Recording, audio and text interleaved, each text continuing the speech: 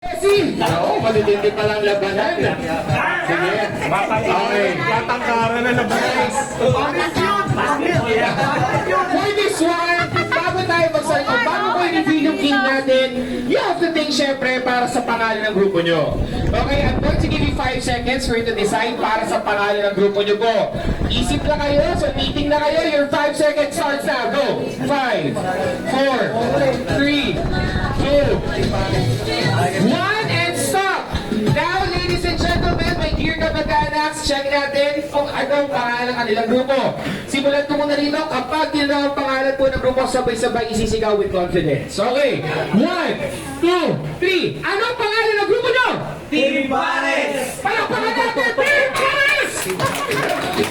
Parang, ano ba, tipo mga, ito ata ang mga tao, ano, mga mahilig sa Pares. Tirador ng Pares. Okay, so palakpakan natin once again, Team Pares!